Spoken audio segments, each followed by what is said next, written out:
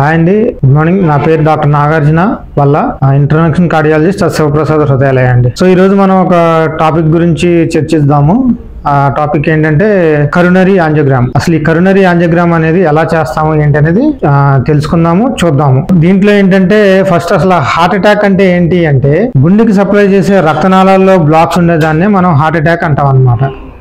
Okay, so దీన్ని ఎలా identify చేయాలి అంటే ఆ టెస్ట్ నే మనం చేసే టెస్ట్ దాన్ని కరోనరీ యాంజియోగ్రామ్ అంటాం అనమాట. సో ఈ కరోనరీ యాంజియోగ్రామ్ అంటే ఏంటి అంటే ఆ రక్తనాళాల్లో ఎంత బ్లాక్ ఉన్నది, తీవ్రత అనేది చెప్పడమే మనం కరోనరీ యాంజియోగ్రామ్ అంటాం అనమాట. కరోనరీ యాంజియోగ్రామ్ ఎలా చేస్తాము అనేది మీకు ఇప్పుడు చూపిస్తాను. సో ఇప్పుడు మనం అసలు కన్వెన్షనల్ యాంజియోగ్రామ్ ఎలా చేస్తాం అనేది చూద్దాం.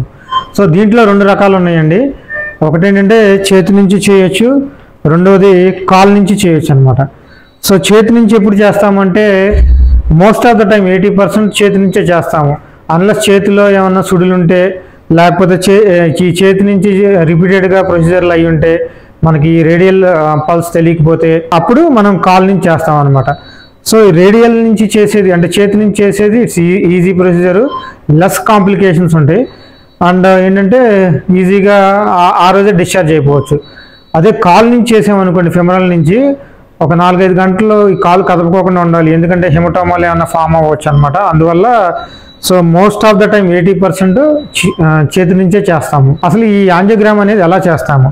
ఓకే, ఫస్ట్ లోకల్ అనస్థీషియా తీసుకుంటాం అనమాట. లోకల్గా మత్తిస్తాము, అంటే పెయిన్ ఇట్స్ లైక్ ఈ యాంజియోగ్రామ్ 15 minutes ప్రొసీజర్ అండి, 15 to 20 minutes అంతే. సో ఎక్కడైతే నరం ఉందో ఆ నరం పక్కన లోకల్గా ఈ మత్తిస్తాం అనమాట. ఎనస్థీషియా ఇచ్చి చూసిన తర్వాత సో ఆర్టరీని పంక్చర్ చేస్తాము. పంక్చర్ చేసిన తర్వాత ఇది ట్యూబ్, దీన్ని ఏమంటారంటే షీత్ అంటాం అనమాట. ఈ షీత్ని ఆర్టరీలో పెడతాము. పెట్టిన తర్వాత నెక్స్ట్ మనం ఈ షీత్ పెట్టిన తర్వాత దీన్ని ఇది 5 French కెథేటర్ అంటాం అనమాట. ఓకే, ఇది హార్ట్లోకి వెళ్తుంది. హార్ట్లోకి వెళ్ళి ఇక్కడి నుంచి మనం డై ఇస్తాం అనమాట. ఇది డై అండి. ఓకే, సో ఈ కెథేటర్ నుంచి మనం ఏంటంటే ఇది డై, ఈ డై ఇలా ఇంజెక్ట్ చేసి ఈ డై ఇచ్చి మనం ఇప్పుడు కరోనరీ యాంజియోగ్రామ్ ఆర్టరీస్ ఎలా ఉన్నాయో చూస్తాము. సో మనం డై ఇచ్చిన తర్వాత ఈ డై, ఈ నల్లగా కనపడే అన్ని రక్తనాళాలండి.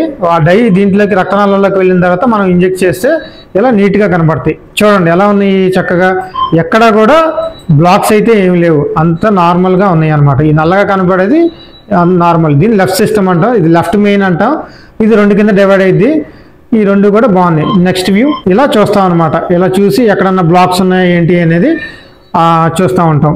నెక్స్ట్ కుడివైపు రక్తనాళం ఇది. సో ఎక్కడ కూడా మేజర్గా బ్లాక్స్ అయితే ఏమీ లేవు. ఇక్కడ చూసినట్లయితే ఇక్కడ పెద్దగా ఉంది రక్తనాళం, ఇక్కడ పెద్దగా ఉంది రక్తనాళము. ఇక్కడ చూసారా సన్నబడిపోయింది అనమాట, రక్తనాళం సన్నగా అయిపోయింది. సో దీన్నే బ్లాక్ అంటాము. సో ఇది అరౌండ్ 70 to 80% బ్లాక్ ఉంది. మోర్ దెన్ 70% బ్లాక్ ఉన్నప్పుడు స్టంట్ వేయాల్సిన అవసరం ఉంటుంది. సో ఈ స్టంట్ వేసే పద్ధతినే మనం యాంజియోప్లాస్టీ అంటాము. షుగరు, బీపీ, ఊబకాయం ఉన్నవారు రెగ్యులర్గా చెకప్స్ చేయించుకుంటూ మెడిసిన్స్ వాడుతూ కొన్ని లైఫ్ స్టైల్ చేంజెస్తో ఈ బ్లాక్స్ని రాకుండా చేసుకోవచ్చండి. Thank you.